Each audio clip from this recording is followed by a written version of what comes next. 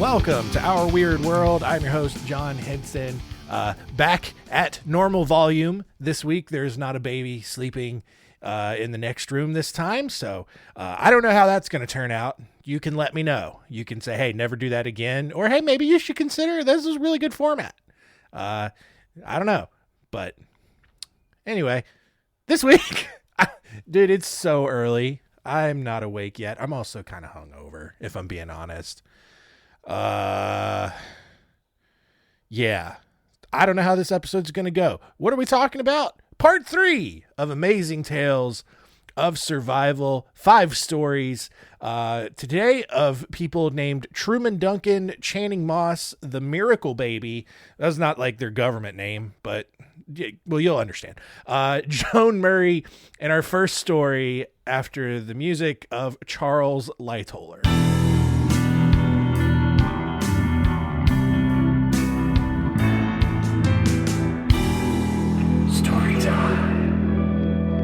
Charles Herbert Lightoller was born on March 30th, 1874 in Lancashire, England.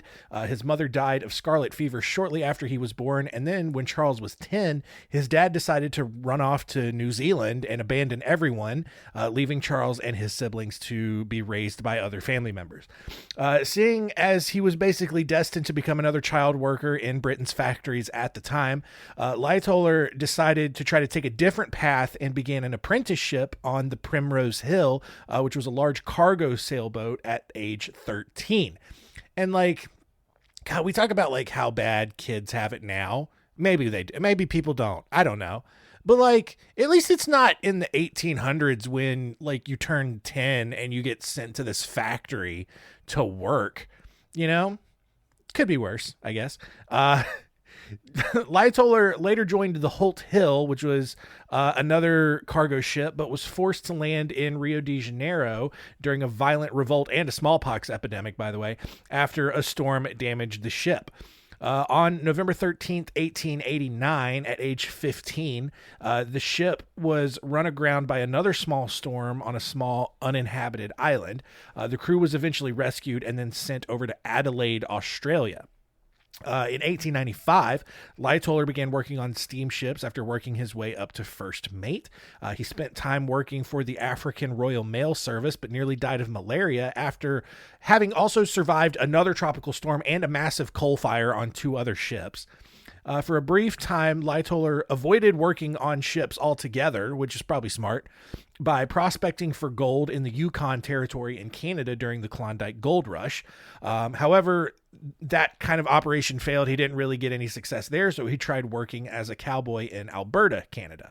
That didn't work either, and so Lightoller basically kind of lived as a hobo for a year before making his way back to England.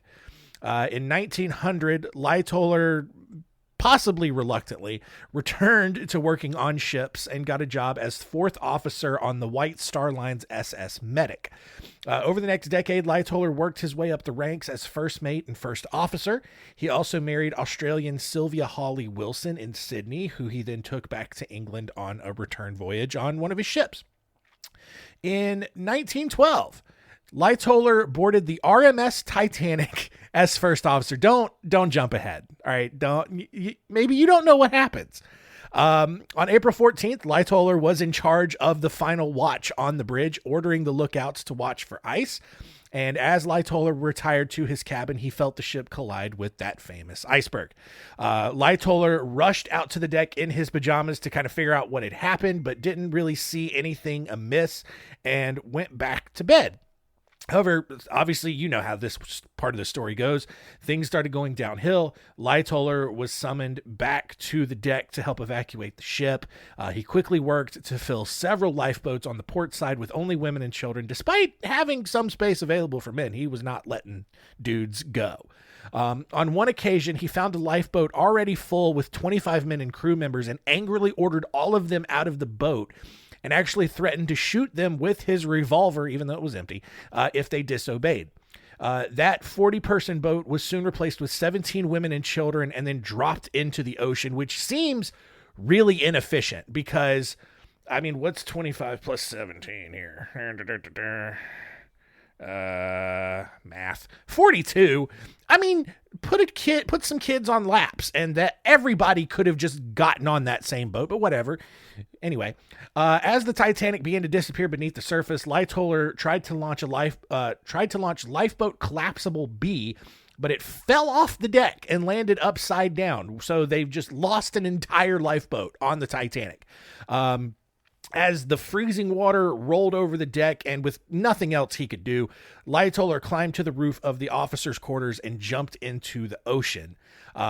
He quickly turned to see the crow's nest, now basically even with the water's surface, before he was suddenly like sucked under by the pressure of the sinking ship and was actually pinned against the grating of one of the ship's ventilators. When one of the boilers on the Titanic exploded, Lightoller was actually launched back up to the surface and actually found that collapsible B life raft that he had accidentally dropped off the side of the ship, just kind of floating in the ocean with several other survivors already clinging to it. He swam over, tried to calm those people down, and then began teaching them how to shift their weight with the rising ocean swells in hopes of staying alive long enough to be rescued. Eventually, another lifeboat came along and actually did rescue them, and Lightoller actually was the last survivor taken aboard the RMS Carpathia when it arrived. So, maybe you didn't know how that story was going to end. Despite surviving one of the worst maritime disasters in the world, this dude returned to work the following year on the White Star Line, serving as a mate on the RMS Oceanic. When World War I broke out, Lightoller then served in the Royal Navy, where he patrolled the Dover Straits, engaging German destroyers and conducting nighttime raids. On April 1st, 1918, his ship, the HMS Falcon, actually collided with the trawler John Fitzgerald in dense fog as the two were both kind of acting as escorts to a convoy in the North Sea. Lightoller's ship sank, and although he was court-martialed for the sunken ship, he was ultimately exonerated and commended for actually staying on board until everyone was rescued. After World War I, Lightoller struggled to find employment, as anyone who had been formerly associated with the Titanic was deemed unemployable. Basically, anyone who was in charge of anything that happened on the Titanic and survived was pretty much like blacklisted from society in terms of getting another job, because it's like, I wonder if that was just like maritime jobs or it's just like jobs in general, right? Like, just imagine dude just showing up for work at like a restaurant just to be not even a waiter, just a host, right? And it's just like, oh, look at your resume, very impressive here, a lot of work here, first mate on several. Oh, you were on the Titanic. You were actually an officer on the Titanic. That is, that's a little problematic. Are you going to be able to like effectively send our guests to their seats? Or are you going to like, I don't know, clip a chair along the way and fall over and spill someone's water and kill people? Anyway, I don't know. It seems a little bit extreme, but, you know, again, this was like the worst thing that had ever happened ever at the time. So I get how people might be a little hesitant to hire anyone from there. So because he couldn't really find a job, he worked as an innkeeper and a chicken farmer and wrote a successful autobiography. When World War II began, Lightoller actually returned to the maritime world in his own private yacht, the Sundowner, to help the British with the Dunkirk evacuation. Although his boat was only licensed to carry 21 passengers, Lightoller somehow crammed 127 soldiers on board and took them all to safety, all while dodging gunfire from enemy aircraft overhead. His actions were portrayed as the character Mr. Dawson in the 2017 film Dunkirk, by the way. Following the war, Lightoller took over a boatyard in Twickenham. He died at age 78 of heart disease thanks to his lifelong smoking and the Great Smog of 1952, and shockingly not from a sinking ship. Like, all the things that he survived. I mean, like, several, like, at least on, like, 2 or 3 ships that sank, ships that had massive fires. He survived, you know, a couple of epidemics, like he survived malaria. He survives all these things and then just retires and dies of heart disease. So Our next story here, a little bit shorter. On September 25th, 1999, Joan Murray decided to go skydiving. She had done it 35 times before, never had any issues, and figured, she could do it again. What could go wrong? And nothing did. The jump was successful. Murray went back to work at her Bank of America office in Charlotte. No, of course not. As she jumped from 14,500 feet, her main parachute malfunctioned. And so she's just a rock falling to the ground at this point. She's fighting to try to get her reserve chute opened, and it finally does, just 700 feet from the ground, which isn't great. All right, you do need a little bit more than that. 700 feet is a long way up. All right, I get that, but it is not a long way up enough when you're falling out of the sky. Also, it's even worse when that reserve chute never fully expands. And so this lady hits the ground at 80 miles an hour. Even worse, she landed on a giant mound of fire ants, because this is North Carolina where this happened. Now, here's the thing. This woman survives. Obviously, that's why she's in this episode. And people cannot understand why. Because, first of all, if you hit anything at 80 miles an hour, it's going to hurt. All right. Like, you get hit with a baseball at 80 miles an hour. That's fine. That hurts, but that's like a small thing hitting you. Imagine taking your entire self, right? Or take your car. Actually, don't do this, but take your car and drive 80 miles an hour, like into a wall. All right. It's going to mess you up. All right. Your car's going to really be messed up. So this is a woman without any kind of protection, smacking the ground at 80 miles an hour and smacking a massive mound of fire ants. Now, according to non-medical sources, and I need to specify non-medical sources here, because people believe that the reason that she survived was because she landed on these fire ants and received over 200 ant stings, which produced enough adrenaline through Murray's body to keep her alive. And whether that's true or not, it's probably not true. Medical experts kind of dispute that. Rescuers were shocked to find that she was alive. Her entire right side had been shattered. Several fillings had been knocked out of her teeth. But other than that, she was alive. They put her in a coma for 2 weeks. She underwent 20 reconstructive surgeries and 17 blood transfusions. But Murray made a full recovery, went back to work, and even went on another skydive the following year. Our next story here, on March 16th, 2006, Channing Moss and roughly 24 other members of the 10th Mountain Division loaded into 5 armored Humvees to visit a remote village of tribal elders in Afghanistan for, war stuff. A few miles from the village, the convoy was ambushed by Taliban soldiers, as typically happens over there. The peaceful car ride through the Afghan mountains quickly turned into chaos as rocket-propelled grenades started raining down on them from the mountainside. One of them blew up an Afghan National Army truck and killed 2 Afghan soldiers. The convoy then stopped, and the American soldiers, moved into a position so that they could return fire. Suddenly, though, Channing Moss's truck was hit with 2 rockets, one of which, this whole rocket, decided to lodge itself in Moss's abdomen. Jared Angel, who initially noticed the rocket sticking out of Moss's side, quickly moved to bandage all of the wounds and stabilize the rocket so that it wouldn't detonate and kill everyone in a 30-foot radius. So this is wild, right? Because soldiers, I kind of thought soldiers were out there, not necessarily as padded as a football player, but I thought they had some Kevlar underneath them. Maybe not. It's the desert. It's hot. They need to be able to move quickly. I don't know how war works, you guys. But dude has an entire rocket. Now, it's like a rocket propelled grenade. So it's not like a rocket that goes to space. It's not that big of a rocket, but it's probably it's bigger than a football, probably. So I don't know. Imagine, I'm trying to think of something that's comparable. Imagine having like a big Italian baguette, just a big old loaf of Italian bread sticking out of your stomach. That's probably what it was comparable to, if I'm being honest. So homeboy, he has this giant baguette of detonation and destruction coming out of his body because he got hit with it. It hit him and somehow didn't detonate, which is crazy. So for the next 15 minutes, soldiers basically stopped everything and worked to clear the area so a medevac crew could come and extract all the people that were injured, including Moss.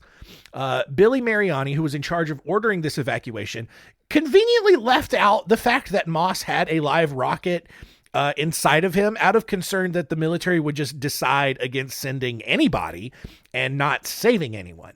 Mainly because the Army does have a strict policy of not touching people with live rockets inside of them. I think that is in the rule book. Fortunately, the medical crew that arrived on the scene was actually totally fine with all of this and disobeyed Army policy to save Moss's life. So they evacuate him and the other injured people out. And once they landed at the field hospital, Major John O., the general surgeon at the base, took a look at Moss's injury and obviously realized the full scope of what was going on. However, again, despite having a policy against touching people with live rockets inside of them, the military had also trained Dr. O and other doctors on how to remove live rockets from people on the off chance that was a thing that happened. Because the military is just super thorough like that. The military is the autism of the government. Super rigid, super structured, super detail oriented. No stone is going to be left unturned. All right. And so even things that they don't allow you to do, they train you just in case you find yourself in that situation anyway. And I can appreciate that kind of detail.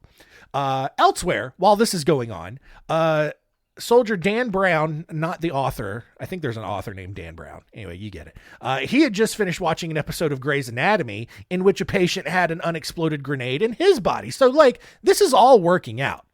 Life imitates art because Grey's Anatomy, they've also covered every possible scenario. Of course, in the show, the patient blew up and killed the bomb technician in the episode. Maybe you saw that episode and then Snow Patrol started playing. I don't know. But Brown, he knew what had gone wrong in that episode. He knew what McSteamface or whatever did wrong in there. That's probably not who it was, but he knew what they had done wrong. And so he knew what to do right, because obviously you should know that TV is 100% accurate, even Grey's Anatomy. So after taking 3 x-rays to determine whether or not the warhead was attached and inside Moss, to be sure, they were relieved to find that the main explosive charge was actually missing from this rocket. However, Brown warned that the exploding rocket could still kill everyone surrounding Moss if it did blow up. So Dr. O and 6 other medical staff members immediately got to work. By now, Channing Moss had lost so much blood that his heart had actually stopped beating. And at that point, everyone just kind of realized it was pointless to keep going. So they moved Moss out to an open part of the desert and detonated the warhead inside of his body. It was just like a big old fireworks of guts and stuff. And so really, this was more about all of the other soldiers that survived and not Channing Moss. So I'm kidding. Again, obviously, they kept going. Right? They kept operating on this dude because that's what the military does. So rather than performing chest compressions out of fear of detonating the warhead, Moss was actually given a giant dose of epinephrine, which restarted his heart and brought him back to life. Brown then grabbed a hacksaw and then removed the tail fins from the rocket while other surgeons gently began pulling this rocket. And this is how big this thing was. The rocket, and I'm not entirely sure how this even happened, but this rocket stretched from his thigh to just below his heart, and I don't even know how that happens.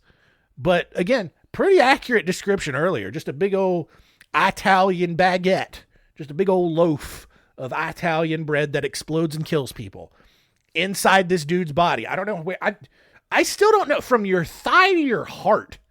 That's vertical. So I don't even know how a rocket would do that. Unless, I mean, maybe like straight out of the sky and just kind of like, I don't know, man. I don't know. But this is what happened. Why would the military lie about this thing? Where are we at? So within minutes, they extract this entire rocket out of Channing Moss's body. And Dan Brown walks out of the hospital with this bloody rocket and finds a safe place to detonate it. A few days later, Moss was back in the United States at Walter Reed Army Medical Center. His pelvis had been shattered. His internal organs were all kinds of mangled because that's what happens when a rocket goes through them. After 4 major surgeries and intense physical therapy, Moss actually made a full recovery and made a point to walk to receive his very well-deserved Purple Heart. Our next story here.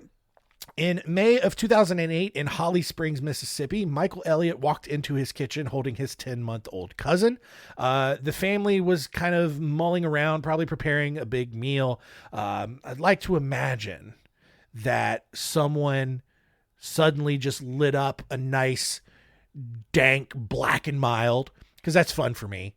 And then suddenly, thanks to a gas leak that no one expected after they lit the Black and Mild, the house exploded, burying everybody under a pile of burning rubble, except for the grandpa, who was jettisoned over to the next door neighbor's yard. Firefighters quickly came on the scene. They got into the house, pulled everyone out, except for the 10-month-old cousin, who I mentioned up at the start, because that's how storytelling works, which no one could seem to find. No one had any idea where this baby was. Deciding that they should probably start to put the fire out, firefighters then dumped hundreds of gallons of water on this house. And then once the fire was fully out, the firefighters and neighbors spent the next 10 hours pulling debris from what used to be an actual house, but then had to stop because a thunderstorm had descended on the neighborhood and began dumping even more water on the rubble. 4 hours later, the search resumed, and though everyone at this point just kind of assumed they were looking for a dead baby, an hour later they realized that only half of the basement in this house had collapsed. And when they had finally pulled back enough debris to get to the remaining part of the basement, they found the 10-month-old, who was subsequently dubbed the Miracle Baby, just sitting on the floor, was totally dry, totally not burned to a crisp, just like totally fine. And like, no one's really sure how that happened, considering, the baby was in the kitchen when the gas leak that was probably coming from the oven in the kitchen exploded, right? So that's real close proximity to fire. House totally explodes. Everyone else, I think, makes it out somehow, but the baby's gone. And like scientists, like the best guess that scientists could give to how this happened was that the explosion caused Miracle Baby to fall through the floor before the roof and second floor of the house could fall on top of her and crush her, which then left a gap that not only protected her from the fire, but then also the following floods of water from the fire department and the thunderstorm. So it was just like a really, like, just a very lucky situation, hence, Miracle Baby. Because this was Mississippi, the neighborhood then got together and cooked up 600 pounds of catfish and 5,000 hush puppies to raise money for Miracle Baby's medical expenses, which only included an arm injury and blood test to basically just see what sort of supernatural midichlorians were floating around inside this baby, because it didn't make sense how this baby was basically unharmed. Like, had a small arm injury from probably where she fell through the floor and landed, but otherwise was totally fine. Our final story here, a little short one. In June 2006, Duncan Truman was working the rail yards in Cleburne, Texas, a small town just a few miles south of Fort Worth, when he inexplicably fell onto the tracks. And normally, like, that wouldn't be an issue, because if you fall on railroad tracks, you can just stand up and move, like literally a little bit, and you're fine. But he fell directly in front of a moving train car. And to make matters worse, this doofus, rather than take 2 steps literally in either direction, this dude started backpedaling and tried to outrun it, which didn't work at all. All he has to do is just go left or right. And instead he's on the tracks And he's backpedaling. So, like, he deserves whatever happens to him at this point. A few moments later, Duncan had been dragged 75 feet beneath the heavy wheels of this train car. His entire lower half had been nearly severed from the rest of his body and was lying in a tangled heap inside the wheels. After quickly assessing how much pain he was in, which was a lot, he then thought to grab his cell phone from his pocket and call for help. So, hey, at least he does make some good decisions, right? He calls paramedics, and while he's waiting for them to come out, he thought about his wife and kids, which was apparently enough to shake off the sleepy feeling that must come when you're about to die. The paramedics eventually arrived on the scene and used airbags to gently lift the train car. And after sitting beneath the train for an hour, Duncan was actually still alive and was airlifted back to Fort Worth, despite losing over half of the blood in his body. After 4 months and 23 surgeries, Duncan's left leg was amputated at the hip, while the right leg was amputated above the knee. He also lost most of his pelvis and a kidney in this accident. Other than that, though, he made a full recovery and was actually even awarded an office job back at the rail yard.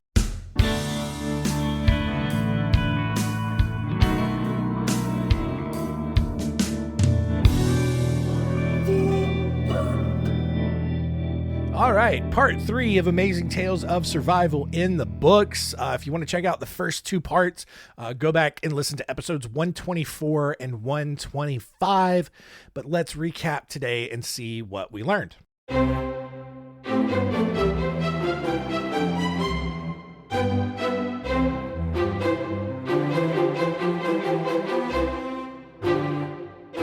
What did we learn? Number 1, Charles Lightoller survived a ton of issues before he got on the Titanic, and then was also on the Titanic and was kind of in charge of the people who were supposed to prevent the Titanic from sinking. And then he was the last survivor actually rescued from that. Ultimately, then got back into war and more ships and stuff, and still had ships sink, survived all of it, lived a full life, and just a crazy life in general. Number 2, Channing Moss somehow got shot with an entire rocket, like just a big old sourdough loaf. Now, sourdough's not that big. Italian. I'm still going Italian or French bread. Just a big old rocket, probably like 2 or 3 feet long. I don't know why I couldn't just say that to begin with. Instead, I had to use a food comparison. Like a 2 to 3 foot big rocket inside of his body. And they extracted it. And he lived, which is wild. And then number 3, listen, if you ever find yourself falling on railroad tracks, even if a train is coming at you, just, don't keep running on the tracks. Just kind of take 1 or 2 steps to the side and get off them.